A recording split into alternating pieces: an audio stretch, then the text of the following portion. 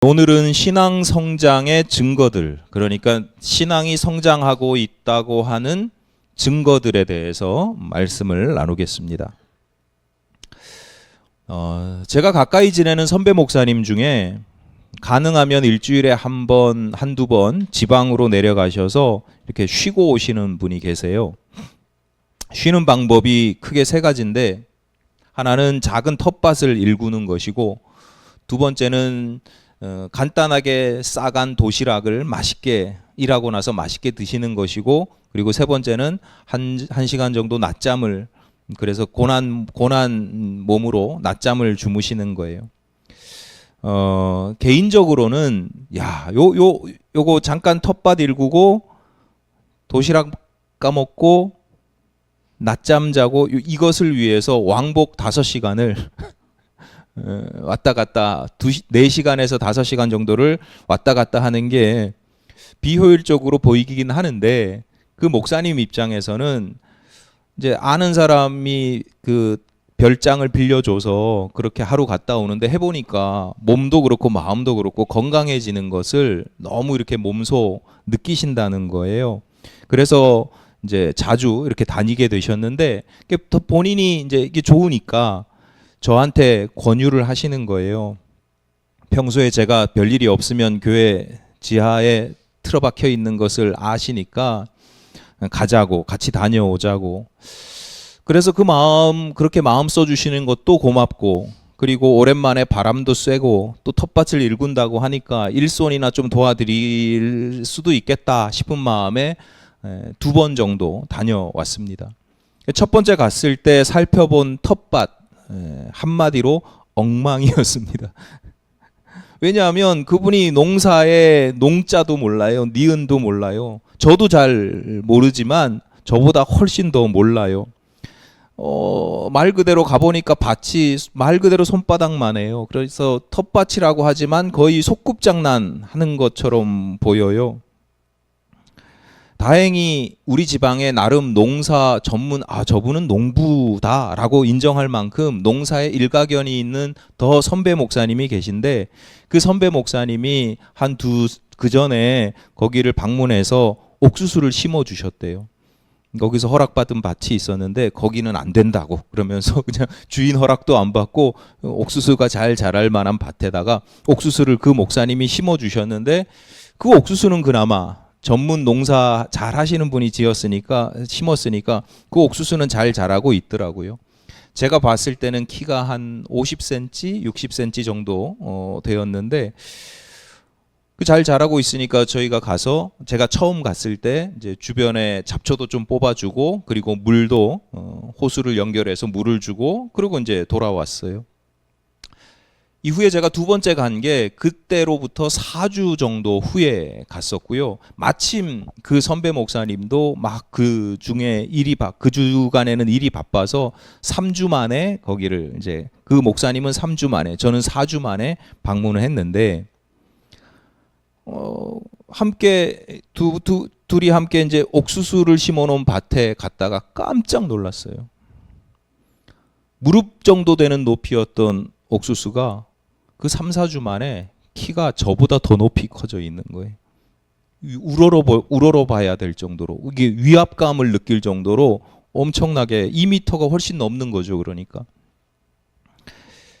처음 무릎 높이였을 때 제가 봤을 때는 잎사귀 끝이 막 타기도 하고, 이게 가끔 가서 돌보니까 물도 제때 못 주고 하니까 이게 물이 모자란 옥수수는 잎사귀 끝이 막 타기도 하고 해서, 이렇게 자주 돌보지도 못하고 하는데 제대로 자랄 수 있을까 싶었는데, 불과 한 달도 안 돼서 꽃을 피우고 막 한쪽에는 열매도 막 맺히기 시작하더라고요. 저도 그렇게 놀라운데 그 당사자인 목사님이 얼마나 놀라겠어요. 그래서 감격스러워 하시면서 그 옥수수를 심어주신 선배 목사님께 사진을 보내드려야 되겠다면서 그 앞에서 이제 인증사진을 찍으시려고 하길래, 그럼 제가 찍어드리겠습니다, 서십시오. 그리고 이제 사진을 찍어드리는데, 그 앞에서 이제 사진을 찍히려고 목사님이 서 계시다는데 너무 좋아하시는, 환하게 웃는 모습이 참 좋아서 제가 보기에도 너무 좋아 보여서 저도 사진을 막 이렇게 찍은데 제 마음이 기쁜 거예요. 옥수수도 기쁘고 그 옥수수 자란 걸 보면서 좋아하시는 목사님의 표정도 너무 좋고, 그래서 사진을 저도 막 즐겁게 찍으려고 하는데 그 목사님이 좀 겸연쩍으셨나 봐요. 이렇게 말씀을 하시는 거예요. 야, 이거 하나님이 다 키우셨는데 마치 내가 잘 키운 것처럼 이렇게 내가 자랑하고 있다, 자랑스러워하고 있다, 이렇게 말씀을 하시더라고요. 사실이 그렇잖아요. 뭐 잡초 몇 번 뽑아준 거, 물 몇 번 준 게 그게 전부거든요. 선배 목사님이 심어주셨고 나머지는 하나님과 자연이 알아서 잘 키워 주신 거예요. 그런데 너무 잘 자랐고, 그래서 그 모습이 대견스럽고 즐겁고 행복했습니다. 3주 전쯤에 주일에 우리 오늘 휴가를 진도로 가서 못 왔는데, 우리 교회 어린이 한율이 한율 점심을 먹고 3주 전 주일에 점심을 먹고 그 유리와 함께 아이스크림을 사러 잠시 바깥으로, 교회 바깥으로 제가 나갔어요. 그 전에 제가 아이스크림 사주겠다고 약속을 했었거든요. 그래서 기억하는지 물어봤더니 기억을 하더라고요.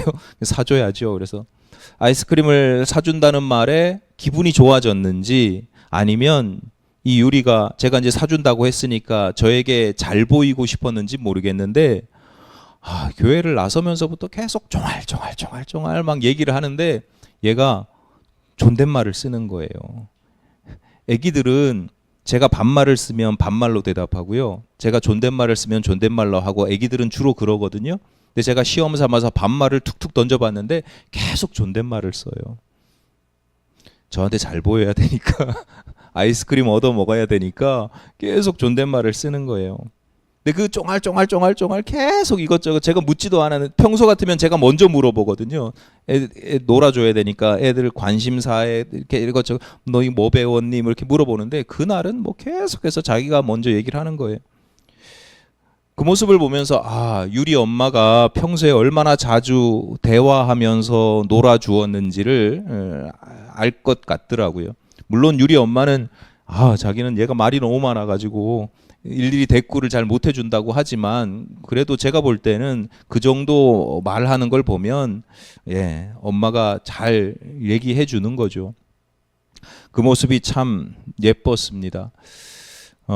제가 키운 게 아니잖아요. 유리 엄마가 키우고 어린이집 선생님이 키우고 하나님이 키우신 거죠. 저는 아주 가끔 보고 1, 2주에 한번 보고 그냥 잠깐씩 기도해 주는 게 전부인데도 이 아이가 그렇게 날마다 쑥쑥쑥쑥 자라나는 모습을 보면 참 대견스럽고 내가 키운 것 같고 내가 자랑스럽고 즐겁고 행복합니다. 하나님께서 창조하시고 또 섭리하시는, 다스리시는 세상에서는 모든 생명체가 자라납니다. 그러니까 생명이 있으면 자라는 것이 자연의 이치입니다. 그래서 이것을 자연스럽다라고 표현합니다. 자라나는 게 자연스러워요. 자라나는 게 당연하고 자연인 거예요. 스스로 그러한 거예요. 그런데 너무나 자연스러운 그 성장이 때때로 우리에게 기쁨을 줍니다. 즐겁게 합니다. 행복하게 합니다. 우리의 신앙도 마찬가지입니다. 나의 신앙에 생명이 있으면, 내 신앙이 생명이 있는 신앙이면 그 신앙은 저절로 자라나기 마련입니다. 별로 노력하는 것 같지 않아요? 물도 안 주고 양분도 안 주고 잡초도 안 뽑아주고 막 그러는 것 같은데, 시간이 지나서 어느 순간 딱 보면 엄청나게 자라나 있는 걸 보게 됩니다. 제가 그래요. 제가 어느 교우들은 신앙이 푹푹 자라나 있는 걸 보게 될 때도 있고, 10년 20년이 지나도 그냥 계속 그 모양 그 꼴인 걸 볼 때도 있습니다. 꽤 자라날 때가 있단 말이에요. 특별히 하는 거 없는 것 같은데 깜짝깜짝 놀랄 때가 있고 대견스러울 때가 있고 또 기쁨이고 행복의 이유가 됩니다. 여러분, 우리 분당교회가 하나님께서 일구시는 텃밭과 같기를 바랍니다. 여러분, 자기 자신에게서도 마찬가지지만 우리 성도들이 서로의 모습 속에서 성장하고 있구나, 성숙하고 있구나, 이렇게 자라고 있구나라고 하는 그 신앙이 자라고 성숙해지는 그 모습을 우리가 서로 발견하게 되고, 그래서 서로를 돌아볼 때마다 기쁘고 즐겁고 행복하시기를 바랍니다. 성도들이 언제 기쁘고 즐거워요? 내가 기도해서 내가 하는 사업이 잘 되고 이런 것만이 아니라 하나님의 텃밭인 우리 교회 성도들이 함께 신앙생활하고 함께 자라가는 우리 성도들이 저분이 신앙이 조금씩 자라나고 그 모습을 보면, 제가 원고에 없는 얘기하면 길어지는데, 제가 그래요. 어제도 갑자기 장례 일정이 나서 제가 뭐 급하게 해야 되는 일이 있는데 장례 일정 때문에 막 좀 난감해하니까 교우분들 몇 분이 도와주셨어요. 어제 밤 10시가 다 됐기까지. 어제 오후에 계속 와 여기서 도와주시고 교회 청소도 하시고, 그래서 제가 너무 민망한 거예요. 죄송스럽고. 그래서 아유 죄송합니다. 이러지 않으셔도 되는데 막 그래 참 그랬는데, 마지막에 한 말씀 이렇게 하시는 게 참 마음이 너무 좋았어요. 편안해졌어요. 마지막에 뭐라고 그러셨냐면, 가시면서 기뻐요. 제가 이렇게 저희들이 이렇게 할 수 있어서 기쁘고 감사하다는 거예요. 그러니까 억지로 하는 게 아니라, 해야 돼서 하는 게 아니라 기쁘고 감사한 마음으로 하겠다. 그게 사실인지 아닌지는 모르겠지만 어쨌거나 제 마음엔 그 모습을 보면 저분은 신앙이 많이 성숙해 있는 모습인 거예요. 그러니까 그 모습을 보면 제가 기쁘고 즐겁죠. 그러니까 성도들이 우리가 같은 교회 안에 있다, 교회라고 하는 울타리 텃밭 안에 있다라고 하는 것은 그렇게 성도들의 성장을 서로 격려하고 위로하고 도와줄 뿐만 아니라 그것이 나의 기쁨이 돼야 되는 거예요. 그러면 우리의 신앙이 어떻게 성장하고 성숙했는지를 어떻게 확인할 수 있는가? 옥수수처럼 키가 쑥쑥 자라나는 모습을 보고 유리를 안았을 때 막 지난주보다 한 달 전보다 얘가 무거워졌네? 그러면 이렇게 판단할 수 있는 것처럼 신앙의 성장, 영적 성숙도 유추해 볼 수 있는 방법들이 몇 가지 있는데, 오늘 본문을 통해서 그 신앙이 성장하고 있다라고 하는 증거들을 한 3가지 정도로 나눠서 말씀을 드리겠습니다. 그러니까 이 증거들을 여러분이 오늘 들으시면서 나는 그러면 요 정도 자랐겠구나, 또 앞으로 내가 이렇게 자라야겠구나 라고 아마 좀 생각해 보시면 여러분 신앙의 성장에 도움이 될 겁니다. 첫 번째는, 신앙 성장의 첫 번째 증거는 뭐냐면 선생의 모습이 나타나는 거예요. 선생. 본문 12절입니다. 때가 오래되었으므로 너희가 마땅히 선생이 되었을 터인데 너희가 다시 하나님의 말씀의 초보에 대하여 누구에게서 가르침을 받아야 할 처지이니 단단한 음식은 못 먹고 젖이나 먹어야 할 자가 되었도다. 때가 오래되었으므로, 원어를 직역하면 시간 때문에 이런 뜻입니다. 시간 때문에. 그러니까 성장과 성숙이라는 것에는요 반드시 시간이 필요해요. 그러니까 어느 날 갑자기 확 성장하고 성숙하는 경우도 있지만, 그렇게 보이지만 사실은 시간이 필요한 겁니다. 그런데 그 시간만 보자면, 너희들에게 주어졌던 시간만 보자면 너희가 마땅히 선생이 되었어야 한다.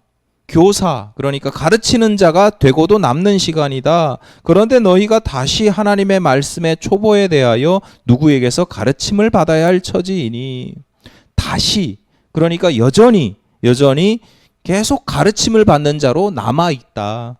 가르침을 받는 자에서 가르치는 자로 변화되어야 하는데 계속해서 가르침을 받는 자로, 도움을 받던 사람이 도움을 주는 사람으로 성장해야 되는데 계속 도움을 받는 사람으로 남아 있다는 거예요. 3주 전에 한유리랑 아이스크림 사주러 나갔다고 그랬잖아요. 교회 근처에 새로 개업한 수제 아이스크림 집이 있어요. 한 컵에 한 5,000원인가 4,000원인가 5,000원인가 되게 비싸요. 그래도 이쁘면 사주게 돼 있어요. 그래서 거기를 가려고 데리고 갔단 말이에요.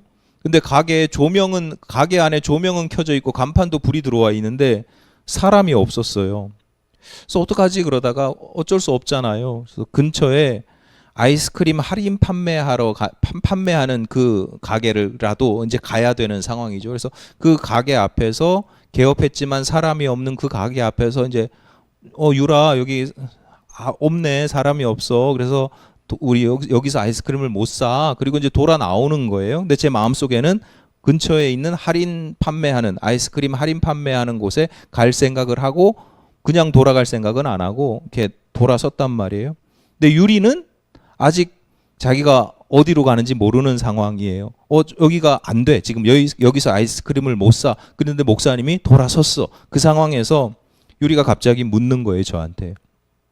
목사님, 자기 이모, 그러니까 엄마의 언니, 이모 집이 여기서 멀리 있냐고 물어봐요. 그래서 제가 왜 묻지? 그래서 걸어서는 못 가. 그 차를 타고 가야 돼. 그렇게 대답을 했어요. 그랬더니 얘가 뭐라고 그런지 아세요? 이모 집 근처에 아이스크림 가게가 있다는 거예요. 그래서 제가 걸어서는 못 가고 차를 타고 가야 돼. 그러니까 그 다음에는 뭐라고 얘기하냐면 자기가 다니는 어린이집은 걸어서 못 가냐는 거예요.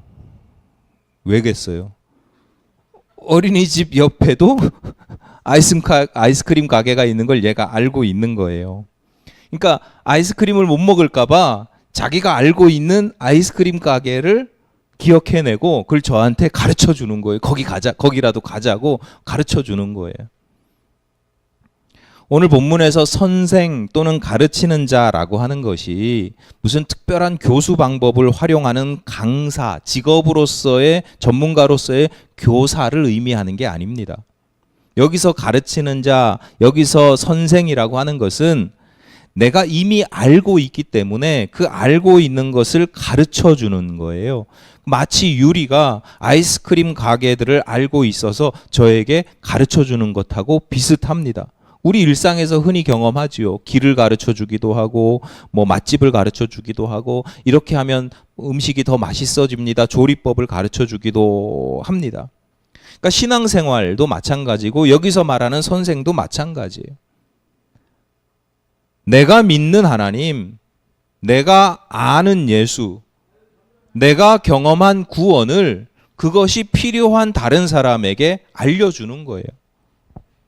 내가 무슨 성경 지식을 많이 알아서 가르쳐 주는 게 아니고 교리나 신학을 알아서 그걸 설명해 주는 게 아니라 내가 경험한 구원, 내가 믿는 하나님, 내가 배운 예수, 내가 아는 예수 이런 것을 가르쳐 주는 거예요. 내가 경험했던 자유와 평안과 기도의 능력과 성령의 역사들을 나는 이렇게 경험했어. 나는 이렇게 했더니 이런 일들이 있었어. 라고 전해주는 것. 그게 선생이에요. 신앙 공동체뿐만 아니라 모든 공동체에 해당되는 얘기입니다. 공동체라고 하는 것은 그 공동체 구성원들이 서로에게 도움을 주고받습니다. 도움을 주기만 하는 사람, 도움을 받기만 하는 공동체는 사실은 별로 없고요. 만약에 그런 공동체가 있다고 하더라도 그런 공동체는 바람직하거나 건강한 공동체가 아닙니다. 일방적으로 도움을 주기만 하고 받기만 하는 사람이 딱 정해져 있는 공동체는 오래 가지를 못하고 결국은 공동체가 깨어지거든요. 그러니까 공동체라고 하는 것, 건강한 공동체는 내가 이런 걸 도와주고 저런 걸 도움을 받고 또 서로 그렇게 도움을 주고받는 게 그게 건강한 공동체인데 더 건강한 공동체, 그래서 그 공동체가 생명력이 있고 그래서 살아있고 그래서 그 공동체가 그냥 유지가 되는 것만이 아니라 그 공동체가 자라나는 성장하고 성숙하는 공동체의 특징은 도움을 받던 사람이 도움을 주는 사람으로 변화되는 것입니다. 신앙의 초보일 때는 기도의 도움을 받아요. 기도를 해야 되는지, 기도를 어떻게 해야 되는지, 무엇을 기도해야 되는지 잘 모르지만 다른 분들이 기도해주고 같이 기도하자고 하고 그렇게 도와준단 말이에요. 그래서 이게 기도의 도움을 받는 게 나에게 도움이 되네. 그래서 그 다음에는 기도의 도움을 요청합니다. 기도를 부탁을 합니다. 그런데 그런 사람이 계속 그렇게 부탁만 하는 게 아니라 자기가 그렇게 경험했으면 시간이 지나면서 자기도 중보의 기도를 보태게 되는 거예요. 서 목사님이 돌아가셨고 유족들이 장례를 치르는 갑작스럽게 장례를 치르면 짧게라도 생각날 때만이라도 처음에는 정해놓고 막 하루에 1시간 2시간씩 기도하는 게 아니더라도 그렇게 생각날 때마다 기도하고 기도 요청을 받지 않아도 알아서 교우들을 위해서 기도하게 되고, 낙심하고 실족한 이들을 위로하게 되고, 말씀으로 권면하고 인도하게 되고, 그래서 공동체에서 누군가에게 또는 공동체 전체에 내가 유익한 사람, 도움을 주는 사람으로 변화되는 것. 이게 생명력이 있고 자라나는 공동체의 특징이다라고 하는 거예요. 이런 점에서 하나님의 텃밭인 우리 분당교회, 그리고 작물인 저와 여러분이 성장하고 성숙하고 있는지를 확인해 볼 수 있는 첫 번째 증거는 내가 공동체 안에서 얼마나 도움이 되는 사람인가를 보시면 돼요. 수십 년째 신앙적인 도움만 받고 있다고 하면 말라버린, 잎사귀가 말라버린 작물과 같습니다. 여러분, 때가 오래되었으므로, 그러니까 신앙생활 오래 했다고 저절로 신앙이 좋아지지 않습니다. 절대로 좋아지지 않습니다. 제가 늘 말씀드리는데 우리 집안이 신앙 3대예요, 4대예요, 5대예요. 무슨 소용이 있어요? 오래 하는 거는 아무 소용이 없어요. 그게 우리의 자랑이 되어서는 안 됩니다. 그 신앙의 세월을 통해서 신앙적으로 내가 누군가에게 도움을 줄 수 있는 사람으로 성장하시기를 바랍니다. 두 번째는, 신앙 성장의 증거 두 번째는 단단한 음식을 먹습니다. 본문 12절 말씀을 다시 봅니다. 12절 앞에. 때가 오래되었으므로 너희가 마땅히 선생이 되었을 터인데 너희가 다시 하나님의 말씀의 초보에 대하여 누구에게서 가르침을 받아야 할 처지이니 단단한 음식은 못 먹고 젖이나 먹어야 할 자가 되었도다. 그러니까 어린아이의 신앙에 머물러 있는 사람의 특징을 단단한 음식은 못 먹고 젖이나 먹는 사람, 젖이나 먹는 모습에 비유하고 있습니다. 14절입니다. 단단한 음식은 장성한 자의 것이니 그들은 지각을 사용함으로 연단을 받아 선악을 분별하는 자들이니라. 반면에 장성한 사람, 어린아이와 같지 않고 장성한 사람은 단단한 음식을 먹는다는 거예요. 그러니까 비유적으로 표현하고 있는 거죠. 그러면 단단한 음식이 뭐냐? 13절입니다. 이는 젖을 먹는 자마다 어린아이니 의의 말씀을 경험하지 못한 자요. 그러니까 단단한 음식이 뭐냐면 의의 말씀, 말씀 중에 의의 말씀이라는 거예요. 자, 그러면 의의 말씀이 뭐냐? 의, 정의롭다, 바르다 이렇게 해석할 수 있습니다. 그러니까 의의 말씀 그러면 바르고 옳은 말씀, 정의로운 말씀 이렇게 해석할 수도 있습니다만 굉장히 많아요. 굉장히 해석할 수 있는 게 많은데 제가 핵심적인 거 하나만 말씀드릴게요. 신약 성경에서 종종 의라고 표현되어 있는, 신약 성경에서 의라고 표현되어 있는 이 의는 뭘 의미하냐면 예수 그리스도를 의미합니다. 그러니까 우리의 의는 예수 그리스도예요. 설명할 시간이 없으니까 그냥 넘어갈게요. 어쨌거나 그러니까 여기서 의의 말씀이라 그러면 예수 그리스도 그 자체를 의미할 수도 있고 예수 그리스도께서 주신 말씀이라고 볼 수도 있습니다. 이게 무슨 소리야 싶죠. 어쨌거나 들어보세요. 그러니까 젖이나 먹는 어린아이에게 단단한 음식이라는 게 뭐예요? 도무지 씹어지지 않는 말씀이잖아요. 음식이긴 한데 도무지 씹어지지 않아요. 소화도 안 되고 어린아이 입장에서는 그게 맛도 없어요. 불편하고 힘들어요.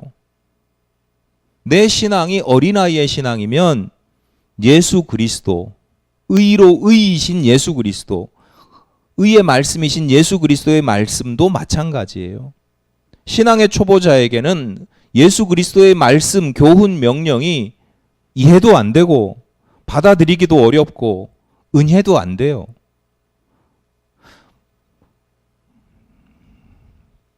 무거운 짐진 자들아 내게로 오라. 이런 건 은혜가 되지. 그런데 때로는 예수의 말씀이 도대체 저게 무슨 뜻이야? 무슨 말씀인지는 알겠어. 무슨 뜻인지는 알겠어. 근데 저게 말이 되는 소리야? 이런 경우도 있다는 거예요. 그래도 신앙생활 좀 오래 해서 억지로 씹고 삼키려고 하는데 불편하고 힘들어요. 예를 들어 볼까요? 예수께서 팔복의 말씀을 들려주셨잖아요. 마음이 가난한 자는 복이 있다. 심령이 가난한 자는 복이 있다. 동의가 되세요? 애통하는 자가 복이 있다. 이 말씀이 동의가 됩니까? 머리로는 알죠. 근데 여러분한테 무슨 어떤 슬픔이 있어요. 감당하지 못하는 슬픔이 있어서 그 슬픔이 내 안에서 그냥 저절로 막 폭발을 해요. 그게 애통이에요. 내가 막 너무 이게 감당이 안 돼서 내 안에 있는 슬픔과 우울이 막 폭발해서 막 애통하고 있는데, 그래, 난 복이 있는 사람이지. 그렇게 살아가십니까? 한쪽 뺨을 치는 자에게 다른 쪽 뺨을 내줄 수 있으세요? 이런 예수, 그리고 다 예수님이 하신 말씀이에요. 예수 그리스도의 말씀, 예수께서 친히 보여주시고 명령하신 삶에 대해서 이해가 되고 동의가 되고 좋게 여겨지고 따르고 순종하는 사람들이 단단한 음식을 먹는 장성한 자들이에요. 그렇지 않고 그저 위로와 축복이 되는 말씀만 골라 먹으면 그게 어린아이의 신앙이죠.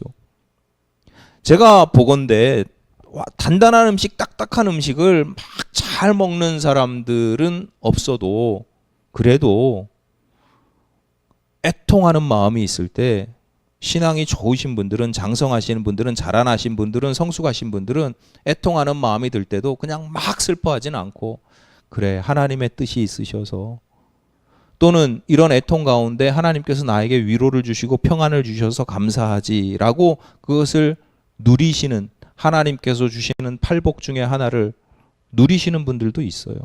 우리 박노혁 권사님도 지금 몸이 불편하고 힘드신데 얼마나 힘들고 짜증나고 우울하고 불안하겠어요. 염려되고 앞으로 어떻게 될지도 모르겠고. 근데도 신앙으로 이겨내잖아요. 하나님께서 이 정도 하시면 다행이고 이렇게 시험을 주셨고 그래도 기쁨과 감사함으로 이걸 이겨내잖아요. 그게 신앙, 단단한 음식을 먹는 자인 거예요. 그냥 내가 그게 하는 게 아니라 예수님의 말씀을 의지해서 그 말씀을 내가, 신앙생활을 오래 하는 것이 곧 신앙의 성장을 의미하는 것이 아니다라고 말씀을 드렸습니다. 말씀에 대해서도 마찬가지예요. 말씀 많이 듣고 많이 먹는다고 해서 신앙이 성숙하다는 걸 의미하지 않아요. 조금 먹어도 되냐? 그런 건 아니죠. 믿음은 들음에서 나고 들음은 하나님의 말씀으로 말미암는다고 그랬어요. 옛 어른들이 그런 얘기 하잖아요. 우스갯소리로 저 녀석은 소처럼 먹고 새처럼 일한다고. 먹기는 많이 먹는데 일은 조금밖에 안 한다는 거죠. 그리고 집에 새 며느리가 들어왔는데 이 며느리가 새처럼 먹고 소처럼 일한다고 좋아해. 이게 좋아할 일이에요? 다 바람직하지 않아요. 그냥 새처럼 먹고 소처럼 일하면 반드시 탈이 나요. 나중에 당장에는 좋아 보이지만 남의 자식이라고 그렇게 얘기하면 안 되죠. 안 돼요. 먹는 만큼 사람은 일하게 돼 있어요. 먹는 만큼 에너지를 쓰게 돼 있어요. 비유적인 표현입니다. 비유적인 표현이에요. 투자하는 만큼, 인풋이 들어가는 만큼 아웃풋이 나오는 거지. 조금 넣고 그냥 많이 나오게 하려고, 그건 욕심이죠. 신앙생활도 마찬가지입니다. 새처럼 먹고 소처럼 일하는 게 결코 자랑스럽지 않고 그건 자랑이 돼서는 안 되고요. 뭔가 문제가 어딘가 분명히 심각한 문제가 있는 경우가 많아요. 그러니까 신앙생활도 많이 먹고 많이 일하는 게 좋아요. 그런데 아무리 자주 아무리 많이 먹어도 지나치게 편식을 하면 이게 오히려 건강을 잃어버리고 병이 생기는 겁니다. 목사의 눈으로 볼 때 요즘 그런 성도들이 얼마나 많은지 몰라요. 이단이나 사이비에 빠진 사람들을 보세요. 말씀을 모르는 게 아니에요. 자기가 아는 말씀만 봐요. 자기가 좋아하는 것만 봐요. 근데 그것도 제대로 아는 게 아닌 거죠. 정도의 차이가 있지만 우리가 이단이나 사이비를 비판하기가 참 어려운 게 정도의 차이는 있지만 일반 보통의 성도들도 비슷한 경우들, 비슷한 모습을 보일 때가 참 많아요. 맛있는 말씀만 먹고 말씀이 쓰면 안 먹고 감탄고토라고 그러잖아요. 달면 삼키고 쓰면 뱉어버려요. 한쪽 귀로 들었다가 한쪽 귀로 흘려보내요. 오늘날 영적인 영양실조도 많지만 영적인 영양실조가 제가 볼 때 한 60-70% 되고요. 비만도 있어요. 비만. 먹고 싶은 것만 자꾸 먹어가지고 한 10% 정도는 비만이에요.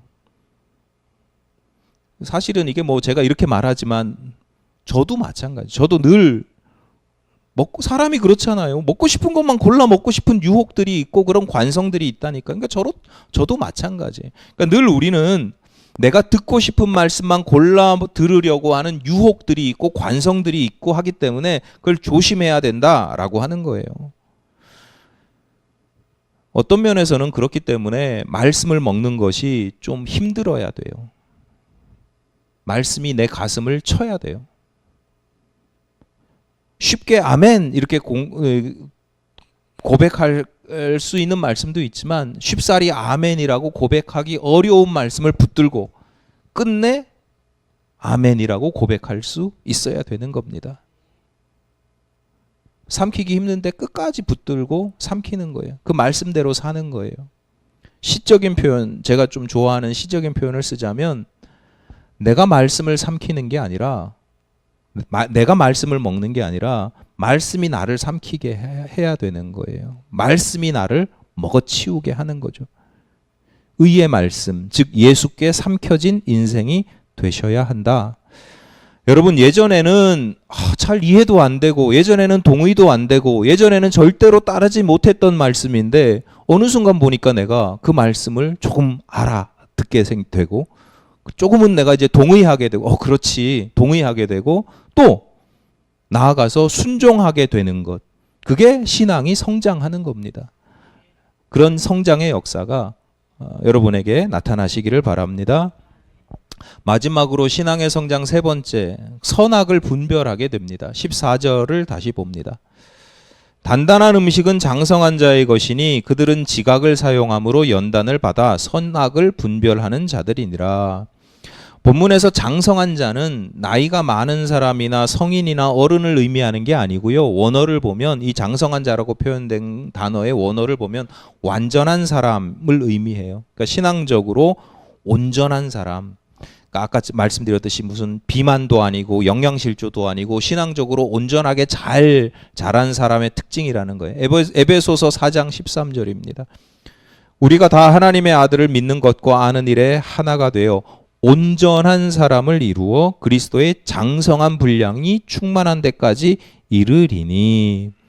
그러니까 성도들은요, 내가 신앙이 잘하는 것도 잘하는 거지만 어떻게 잘하기를 추구해야 되냐면 온전한 사람, 그리스도의 장성한 분량이 충만한데 이렇게 그러니까 온전하게 완전한 그리스도인으로 잘 자라는 것 우리가 추구해야 되는데 이런 사람의 특징, 잘 자란 사람의 특징이 뭐냐면 그 신앙이 지식이나 관념에 그치지 않고 그 삶을 통해서 온전히 나타난다는 거예요.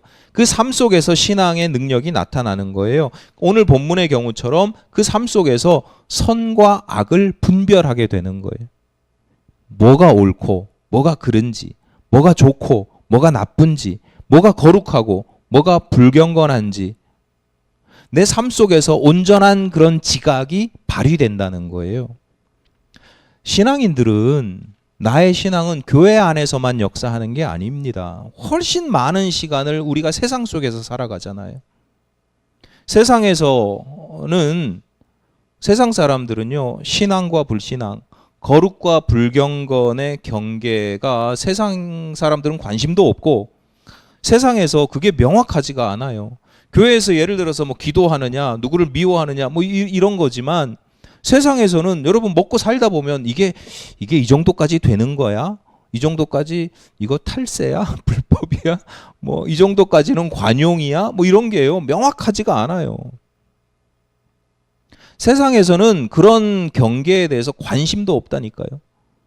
누가 세상에서 거룩하게 살지, 바르게 살지, 의롭게 살지, 선하게 살지, 악하게 살지 누가 관심이 있습니까? 세상에서는 다 이게 나한테 돈이 되냐 안 되냐. 뭐 그게 제일 주된 관심사인 거죠. 성도들이 그런 세상에서 같이 살아간단 말이에요. 그런데 성도들은 온전한 성도들의 특징은 뭐냐면 그런 세상 속에서도 거룩한 삶을 살아낸다는 거예요. 선과 악을 분별한다는 거예요. 윤리로서의 선과 악이 아니라 신앙인으로서의 선과 악을 분별하면서 살아내는 것. 아, 이건 하나님께서 기뻐하시는 거야. 이건 하나님께서 미워하시고 혐오하시는 거야. 하나님께서 원하지 않으시는 거야. 신앙적으로 성숙한 사람, 온전하게 성숙한 사람들은 그런 분별을 잘 하게 된다라고 하는 것입니다.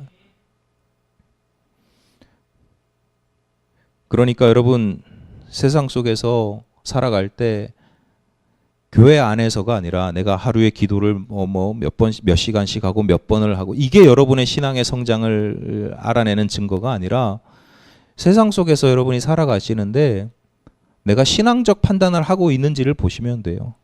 옛날에는 내가 뭘 하느냐 마느냐 할 때, 선택하느냐 마느냐 할 때 신앙적 판단, 신앙적 기준이라는 게 작동을 안 했어요. 예전에는. 예를 드는 겁니다. 그냥 이게 아까 말씀드렸듯이 이게 돈이 돼? 이거 수고만 실컷 하는 거 아니야? 가능성이 있어? 이런 것만 봤다면 어느 순간부터 신앙이 자라나고 성장하는 사람들은 어느 순간부터 이거 하나님이 싫어하시는 것 같은데, 돈이 아무리 돼도 이건 하나님이 싫어하시는 것 같아. 이건 아무리 힘들고 어려워도 이건 하나님께서 내게 원하시는 이 땅에서의 사명과 같아. 이런 거 판단 기준을 가지고 판단을 하고 계시다 그러면 그게 신앙이 자라고 성장하는 것이다. 자, 오늘 말씀을 기준으로 세 가지를 말씀을 드렸습니다. 여러분 얼마나 자라 계신 것 같습니까? 옥수수가 2m 50까지 자란다 그러면 여러분은 몇 센치 정도 자라고 계신 것 같아요? 누군가에게, 내 주변의 누군가에게 내가 신앙의 위로와 권면을 건네면서 도움을 주고 있으십니까? 얼마나 도움을 주고 살아가고 계십니까? 단단한 음식, 그러니까 그리스도 예수의 말씀을 내가 잘 듣고 삼키고 있습니까?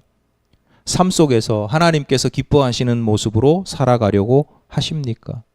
이제부터라도 그런 모습을 체크하시면서 서로 나뿐만 아니라 우리 성도들이, 교우들이 서로 그런 신앙의 성장을 도모하시기를 바라고, 나아가서 하나님도 여러분도 그런 신앙의 성장이 주는 기쁨, 그 행복을 누리게 되시기를 간절히 바랍니다.